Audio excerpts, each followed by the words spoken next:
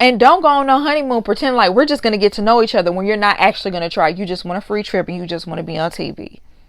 And honestly, really, you should be eliminated. I know this ain't that kind of show, but you really should, for playing with everybody's time. Talking about she doesn't want to stay in a room with someone she doesn't know very well. Do you know what you signed up for, girl? Because at this point, you must think Chris and the viewing audience are complete idiots. Welcome to La Vida Rosa. I'm your host, Pinky, and today we're going to be talking about Married at First Sight. But before we begin, I would like for everyone to check out my website, lavidarosastyle.com, where you can find cute accessories like the ones I'm wearing right now. The link is down below. Like, comment, and subscribe. Without further ado, let's get into this video. Y'all buckle up. There was a lot that happened in this episode, and I had a lot to say, okay? This review might be a little bit longer than my normal ones. But trust me, I got a lot to say. I told y'all last episode was not entertaining.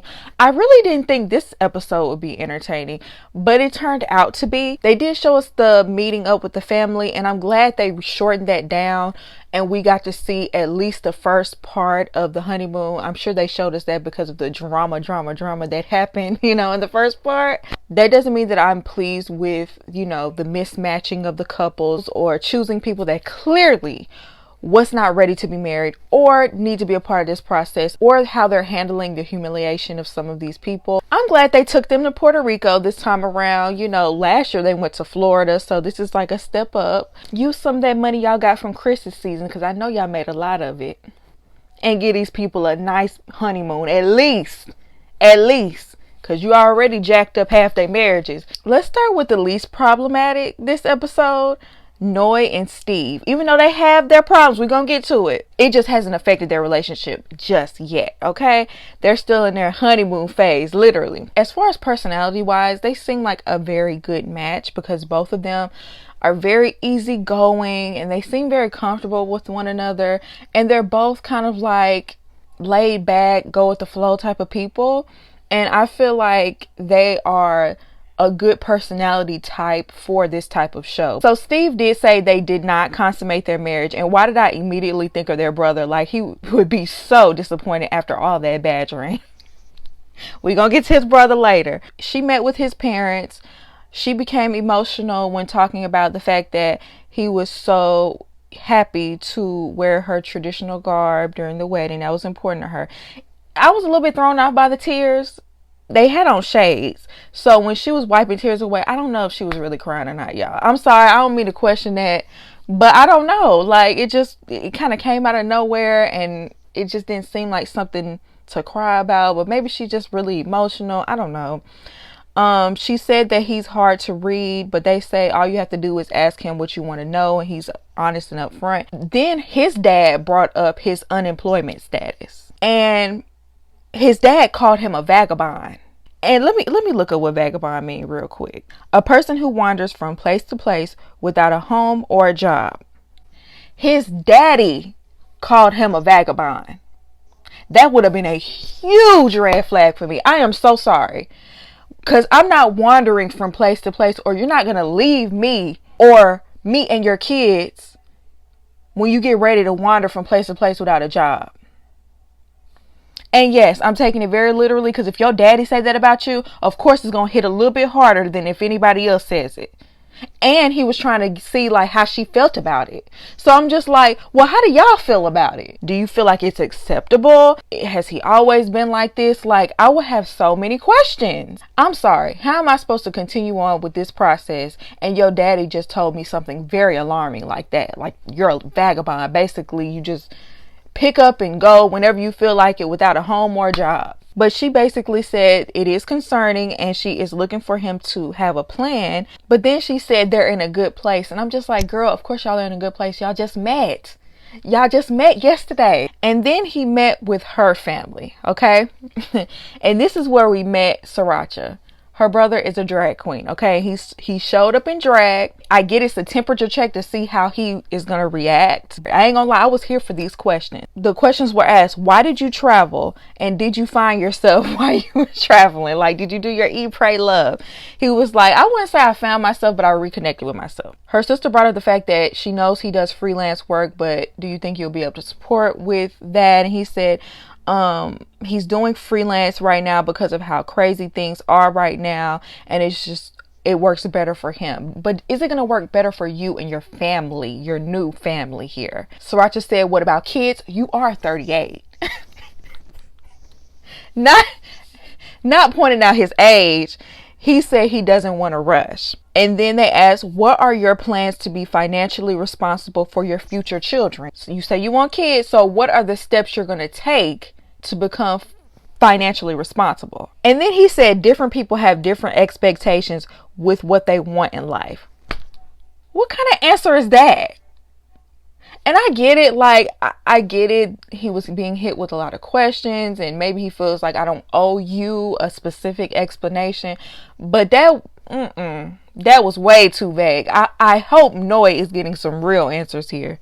Mama said, I want grandkids. She made that very clear. She was very upfront with that. And she also said, if you have a baby, you're going to have to get a job first. And I said, yes, mama. Yes, mama.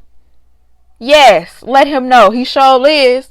He handled the interrogation very well, but I just didn't like the evasive answers. He didn't really have any solid answers. So afterwards, she spoke with the vagabond. He said they're going to have conversations about what they want before committing, if and where he commits to a full-time job. And I just feel like this is a problem because every time we talk about this, he's a little bit too vague. I'm sure y'all plan to live in Boston. That's where y'all are located at the moment. You need to get a job there. I'm so sorry. Yes, we're going to need a stable place to live, and you are going to need a full-time job. That's not even... What is there to talk about? Why do we have to discuss our future for you to go get a job? Like,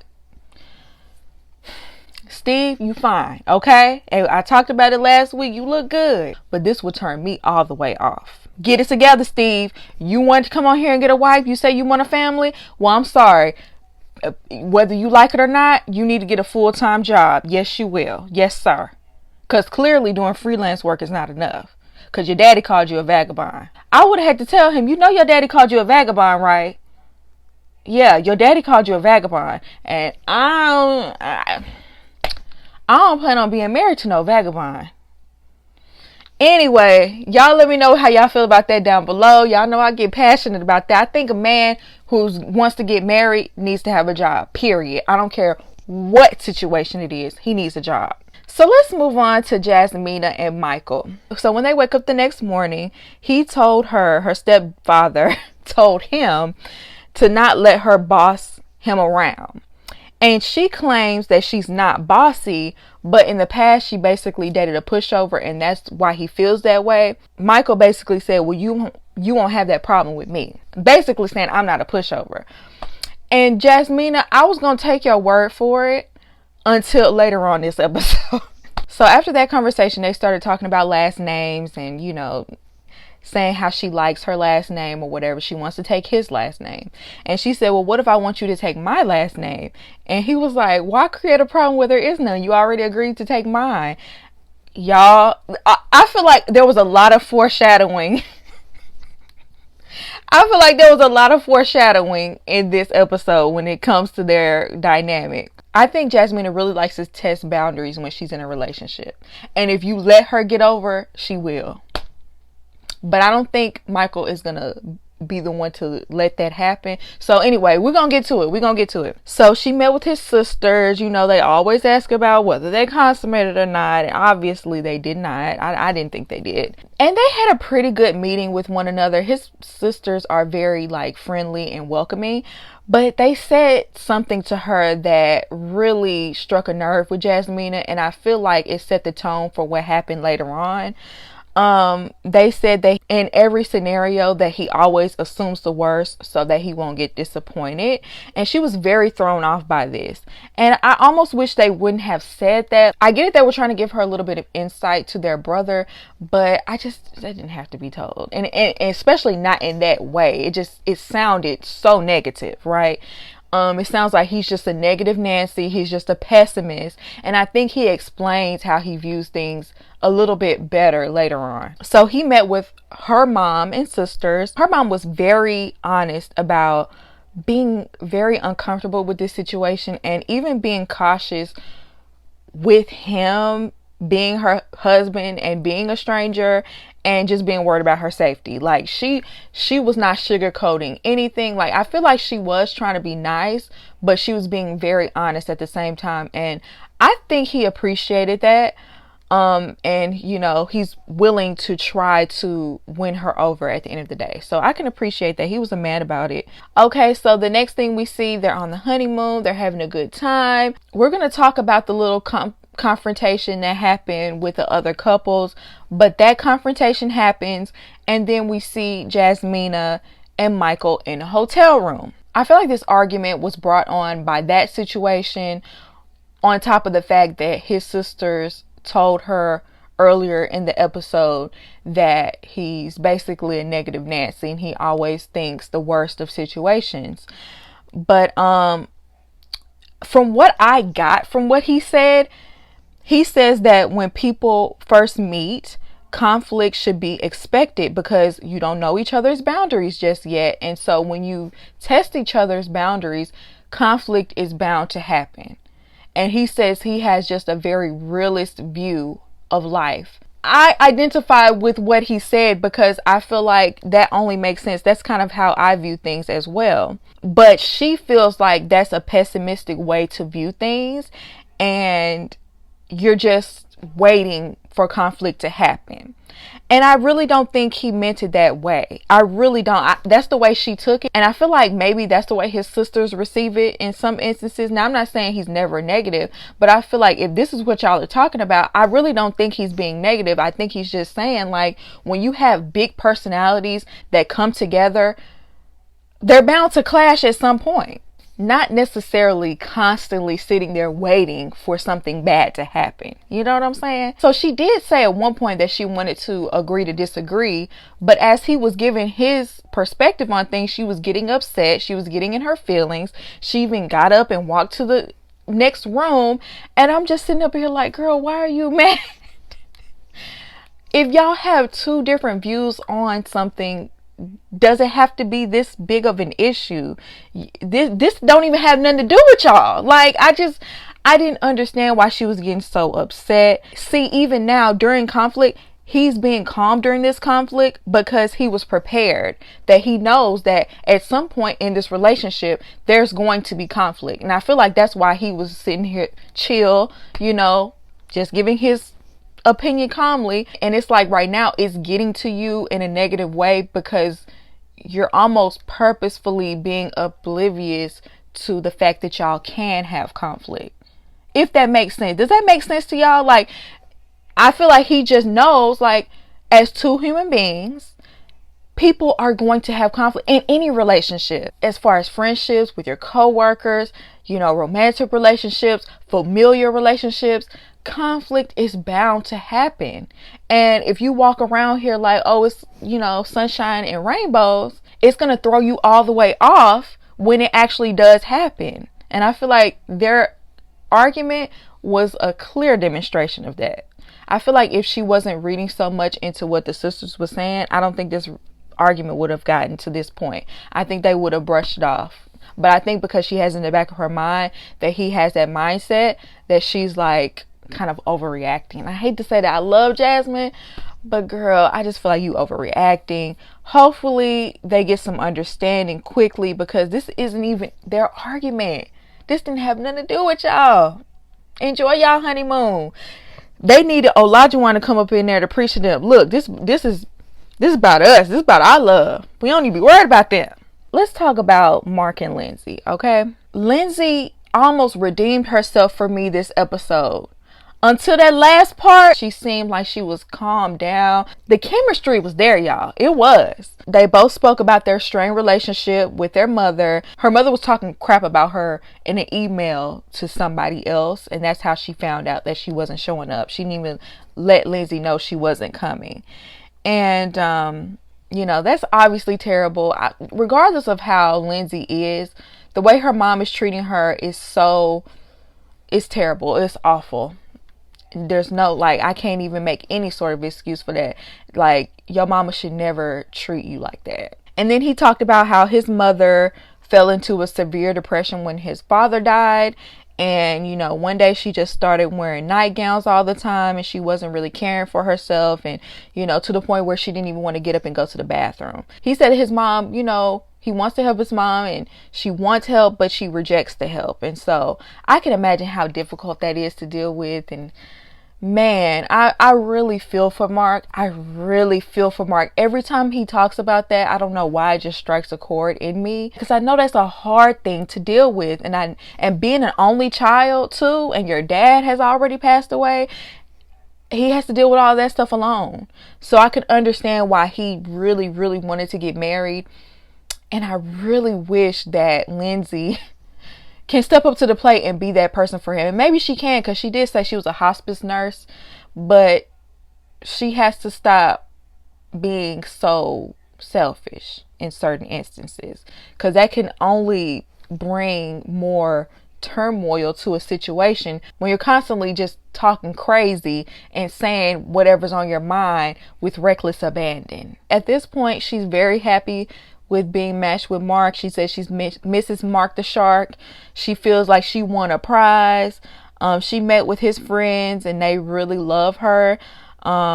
He met with her friends and dad. They said, if you want Lindsay to shut up, then give her a snack or put your foot down. They also gave him a no button. They were just making sure to stress to him, you need to stand your ground and put your foot down. And I really hope that he does. I hope he doesn't let her run over him in this situation, because the daddy said that her mouth can be vicious. And I'm just like, oh Lord, I feel for this man. So I think I'm just gonna go ahead and say what happened at this point. They go on the honeymoon with all the couples. I'm gonna tell y'all all of what Olajuwon said on the after show, because he gave more background on what happened. Because on the show, they didn't give us any details whatsoever. It was hard to grasp like how it got to this point. But Olajuwon laid it all out on the after party. So if you want to really know what happened, go watch that. Apparently, when Lindsay first met Olajuwon, she looked down at his shoes. He was wearing some slippers, I think he said. And she told him that his shoes made him look cheap. Anybody would have been taken aback. Anybody would have been mad, because that's rude for you to just come up to somebody you just meeting. It's rude for you to say that, period. She's out of line, okay? Olajuwon said he let that go. Then they got on a plane and she just kept on making remarks, like slick remarks on the plane, and, you know, getting on his nerves, getting on Katina's nerves. Mind you, apparently she was being belligerent on the plane. The flight attendant had to tell her several times to stop yelling, to stay seated, and to put her mask on. It's not like she was just bothering Olajuwon. It sounded like she was being a nuisance in general on the plane, to the point where the flight attendant even had to talk to her and tell her to stop. And Mark was sitting right next to Olajuwon and basically confirmed all of her bad behavior. And he said it himself that he told her that he did not want that in a wife. So it's not like Olajuwon was lying. Both of the people that were there, Alyssa and Mark, like corroborated his story. And then they had the conversation that was featured on the episode. So basically she asked him, does he speak Spanish? And he says that he does a little bit, but not fluently. And he's just going to choose to speak English here in Puerto Rico because that's what he's comfortable with. I guess because she had lived there for 8 months in the past, that she felt like she had the authority on whether he spoke Spanish or English. I think at this point he and Katina were just over her, giving her unsolicited opinion, because who are you to come tell me what I need to do? Okay, I'm a grown man. And he got upset and he told her, you need to stop talking to me. You need to talk to your husband. Stop trying to tell me what to do. Apparently she just kept on poking and kept on poking. And as they were walking away, she said that she was going to fight him. And that's when Katina got into it and was like, you know, he said that she got her finger like this, like, who you going to fight? And so basically she was antagonizing them the entire time. Okay. I can believe this because she run her mouth. Her daddy already said her mouth could be vicious, and that she, you know, reckless with her mouth. So I believe all of this. And so when it was time to get on the bus, they didn't want her on the bus with her. Katina was real upset. Like, I don't even want to be around her. Keep her away from me. I do not want to be around her. They was telling the producer like no, and then Olajuwon was laying down the law like she's not gonna tell me what I can do. I'm a grown man. She need to go talk to her husband, not talk to me. I don't think they were wrong at all. It's not like that got hyped with her for no reason. Of course, when we get to Lindsay, she jumped to straight victim mode, crying, talking about how they were so aggressive and talking about how she was triggered. Very familiar language. Like it just came out of nowhere. Like they just started going off on her for absolutely no reason at all. Not telling what she did whatsoever. Not saying the part that she played. And that's how I knew right then and there she was not the victim, because you didn't even say any of your side of what you did. Or don't start at their reaction to you. Start at the beginning of what actually happened, because you only telling the end, and honestly them only playing the end of what happened. I mean, I guess maybe they didn't have footage of what happened on the plane, but at least on the episode, on the actual episode, tell the full story. You know, the way it was framed, it was like, oh, this poor little white woman was being threatened by this big black man and his wife. I didn't like the way it was being framed, because she's sitting here crying, talking about she claimed she didn't feel comfortable and she shook to her core. And I'm sorry, it's giving Karen. It really is. Like, she's clearly used to saying whatever comes to her mind without being checked. And when someone actually puts their foot down, they are now the bad guy and she's the victim. And that is not right. You can't just go around talking to people any kind of way. You just can't do that. Even Mark knew it. That's why he didn't really defend her behavior. So once it was all said and done, all the couples were sitting down together, just hanging out. And Mark came down alone without Lindsay and apologized and tried to smooth things over on her behalf.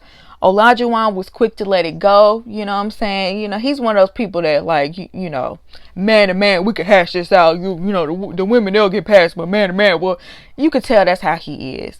So he was quick to let it go after Mark apologized. But Katina is completely over Lindsay. She said, you know, we could be cool. We could be surface level cool. We could be acquaintances, whatever. But I don't want to be around her for long periods of time, because look at what she do. Look at how you act. That's the reason why people don't want to be around you. This is how you act. I'm glad Mark did come down and apologize, but she should have came down and apologized on her own behalf for her bad behavior, because you started all of that. And, you know, it's sweet that he's so caring and he wants to protect her, defend her, and, you know, he wants to be there for her, but he's going to get tired of cleaning up her messes. This is not going to be the only time he's going to have to apologize on her behalf, because she doesn't want to take accountability clearly for her terrible behavior. And so he's going to have to do this constantly, and it's going to get old. So because he came to her rescue, air quotes, she claims that she in love with him, child. Okay. After 2 days, she is in love with him. All right. We are going to see next episode. They seem to get into it, child. He probably just holding her accountable for what she did, and she just mad about it, but we'll see. So let's get into Katina and Olajuwon. So they are very, very, very touchy-feely. They constantly kissing and touching each other. She said that he's not the best cuddler in the world, and he said it's been forever since he's cuddled anybody. And then he was like, you don't even have morning breath. And it's like, everybody has morning breath. I don't care if her breath doesn't stink that morning. Everybody has morning breath. That if you're a human, you have morning breath. Okay. His standards are ridiculous to me. Can't even have morning breath. It reminds me of that episode of A Different World. Whitley would wake up before Dwayne so she could brush her teeth and freshen up before he gets up, and then get back in the bed. And then when the alarm goes off, it looks like she just, woke up just like an angel or something, like she's perfect. And that is not real life. I don't know what you're expecting, but human beings have morning breath. Then they had a conversation about his philandering ways. He claims that it wasn't really cheating because he never actually put a title on anything, but I feel like that's a cop-out. You knew how these women felt about you, and you felt the need to sneak around and have fake names and manipulate and sneak around and be devious and stuff like that. At least they're being honest, upfront, transparent, and all that. That's a good thing. Then she met with his second mom, and I'm just like, where's his first mom? Like, where's his mom, his biological mom? Why wasn't she there? Then he met her with her friends, and she has a friend named Jelani, and he was not playing, baby. He wasn't playing not one game, okay? He wasn't here for the chit chat. He wasn't here for the small talk, okay? He was trying to get down to the bottom of things. I believe her father is incarcerated, so we need someone there who is going to kind of be there to check Olajuwon. Just know her father might not be here, but I am. I'm not mad at it. She said she wanted him to press him because maybe there's some things about him that she's going to be overlooking because she has the rose colored glasses. And obviously she's had bad relationships in the past. And that's why Jelani is so serious about, you know, making sure that he's in this for the right reasons. Okay. So he says to Olajuwon, this is not the typical scenario. So there has to be something more that you want, basically suggesting that he has ulterior motives, right, for wanting to participate in this. And basically Olajuwon was like, I wanted to try something different. Jelani was like, trying something different is like, getting a new hobby or something like that. Not getting married. This is very serious for you to just be, wanting to try something new. And basically Jelani felt like his answers were not sincere. Jelani was like, he looks like he just wants to be on TV. Basically, he wants clout. And Olajuwon got very defensive. He did not like that line of questioning whatsoever. But honestly, it should be expected. Like, you are a stranger marrying his friend. But you know how Olajuwon is. He had to puff up his chest. I don't have to prove myself to no grown man. All right, I'm going to skip past everything else we already discussed about the honeymoon. They're in their hotel room and he tells Katina that he loved that she had his back in that situation, with Lindsay. And Katina feels like Lindsay is a bully and he wants her to not dwell on that, because if not, she's always going to be on go when Lindsay is around, and he doesn't want that constant tension. You know what I'm saying? I can understand what he's saying there. Just avoid each other. Y'all don't have to talk to each other. You know what I'm saying? Y'all don't have to talk to each other just because y'all be in the same space. Y'all don't have to talk to each other. Just keep the interactions at a minimum. Let's just keep this about us. The honeymoon really ain't about the other couples. They really shouldn't even have to spend that much time with each other, to be honest. And then later on, he told her that he feels like she has a wall up. She says that she doesn't feel like she has a wall up, but she is very cautious because she's scared of being disappointed like she's been in the past. She's given her all to people and she's given chance after chance, and people have, played with her. She doesn't want to get heartbroken again, basically. And he swears that he's a changed man, but she said that people don't change overnight. And I'm just like, girl, follow your intuition. Follow your intuition that God gave you, girl, and move at your own pace, because I don't think she's wrong. I don't think she's moving at that slow of a pace either. They have like their intimate moments, and I don't mean like in a, sexual way. I mean like they have those moments where they're, they kiss each other, they're talking, whatever. I feel like she's moving at a good pace. Y'all did just meet each other. You know what I'm saying?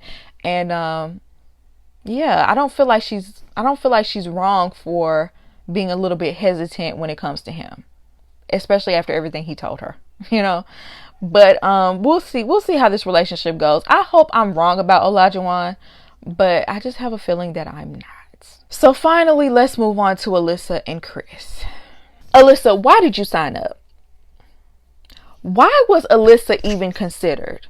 This is how we know that you are mismatching people on purpose, that you're inviting people like Lindsay and like Alyssa and Olajuwon. You're inviting these people on this show that are not ready to be married. Clearly, that should have been eliminated within the first round. Because if you were truly vetting these people, you would be able to see that she was way too shallow for this process. And I know y'all probably think y'all are producing good TV, but this type of superficial shallowness that she has just creates cringy and uncomfortable moments that almost makes them unwatchable. It's almost so cringy, I don't even want to watch them interact with one another.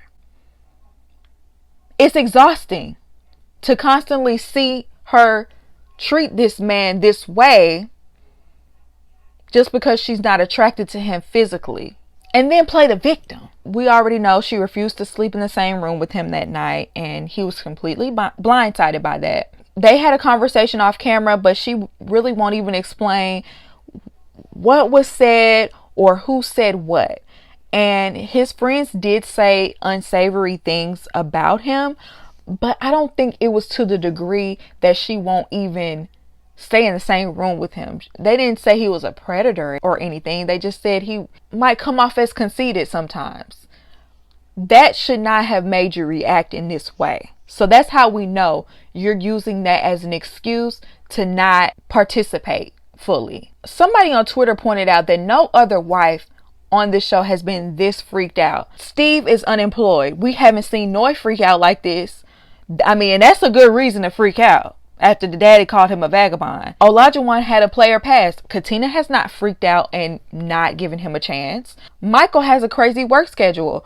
We haven't seen her completely freak out and not want to talk to him at all and not want to be in the same room with him. Your behavior is not making any sense, and we know it's a cop-out because you're not attracted to him. And the craziest part about this situation is, if she was matched up with someone who she was attracted to and they treated her this way, you know she would flip out. You know she would flip out. She would be so upset and hurt and crying, and she would not handle that rejection well. We know this. Chris is doing a good job, because I don't know how he's even continuing in this process. I would not even be dealing with her whatsoever. I don't know how he's putting up with her. He's being so graceful and so nice, because there's so many things that he could say. I don't know why they ended up meeting up with each other's family, but they did. He ended up telling her mother and her friend that she didn't think they were compatible and that she just wanted to be friends with him. They were shocked because, like I told y'all in the past episode, they said that she liked him. So I'm sure they were completely thrown off, because clearly she lied to them about that. They both think that she's overreacting and that she needs to give him a chance. And the mom, you could tell the mom really felt bad that her daughter was acting like that. And she would really like for her to give this man a chance, because he seems like a good catch. Then she met with his family. I really don't understand that. His poor mom said that they look like they're a good match. Child.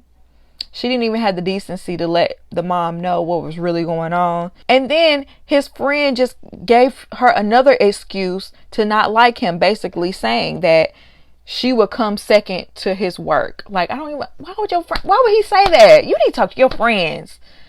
Now, if let's say this was a woman that actually wanted Chris, why are y'all telling this woman all this negative stuff about him? Anyway, so the honeymoon comes up. Obviously, that's the next course of events. Basically, Alyssa knows she does not want to be with him. She has said as much, but she still wants to be on the show, and she's willing to play with his emotions for a free trip. That's just what it comes down to, and that is so trifling. When they were talking about the honeymoon, she was more excited to see the other couples than she was to be there with him. Like, it was really shady how she was talking to him. And basically, you know, he was trying to be accommodating and, you know, talk about the things that they would do while they were there. He suggested some things that she didn't want to do. And basically, she was like, she wanted to go on the beach. And behind his back, she was clowning him for wanting to, you know, saying yes to anything that she wanted to do. And it's like, he's just trying to be nice. You get an attitude when he makes any other sort of suggestion. Like, she literally is picking at any little thing he does, and he's trying. So then when they're traveling or whatever, basically she ignored him the entire time, and it's awkward because everybody sees the fact that she's ignoring him. Y'all are on a couple's trip. Y'all are on a honeymoon. You're all in these couples' faces, and this is their honeymoon. You need to back up. Yeah, like, it's okay for people to mingle with each other, but if I'm holding hands with my husband, I'm gonna need for you not to be all up in his face, because she was standing next to a couple of people's husbands, and I'm just like, you need to go stand next to your husband. If you're gonna be here, at least play the game, honey. At least play the game. She ain't even willing to play the game. Like, you're using this man to be on TV and have a free trip, but you won't even play the game. You know what you signed up for. Talking about she doesn't want to stay in a room with someone she doesn't know very well. Do you know what you signed up for, girl? Because at this point, you must think Chris and the viewing audience are complete idiots. And I was really mad because there were 2 beds in the room. It's not like they even had to sleep in the same bed. That was Chris's last straw because she was literally playing in his face at that point. He basically said you expected to get a perfect person, and when you didn't put in any effort whatsoever. And she said they've had problems from the beginning because they have differences in core values, beliefs, everyday life, personalities in every way, shape, or form. You literally just met him 2 days ago. How could you make that conclusion already? The couples that actually like each other can't even come to that conclusion yet. At the end of the day, Chris has done nothing to you personally but be nice and try to be accommodating and try to make this the best experience possible. Okay? Because he could have flipped out, but he was trying to make this work, and you're just full of crap. He told her you never gave it a chance, and she stormed off claiming that he's lying on her, and she sat on the couch covering her face. Be nice to me. You need to be nice to me. Like playing a victim. He acting like he's just being completely disrespectful when in actuality, that's you. You never respected that man's feelings. You never considered how he would feel in this whole situation. And then she brought up the fact that he told her friend and mom about what happened between them. Under normal circumstances, I could agree with her. We don't have to tell our friends and family every little disagreement that we have. But girl, you're over the top. You didn't even want to stay with him in the room last night. You really wanted him to get up and fake in their faces? No. I'm glad he was honest with them. I was hoping maybe they would check you. And she basically was like, well, we're just not compatible. Then why are you here on the honeymoon? If you know that already, our problems are just too big, that you're just not compatible and it's just not going to work, why are you here? If I was the producers, you would be out. You're not finna have a honeymoon on my dime, and you're not even going to try to be in a relationship with somebody. Why are you here? And yes, I completely agree with him when he said that she was gaslighting him by saying that he was being disrespectful when really he's just holding you accountable. You want to play the victim. You want to make it seem like he's doing it to you.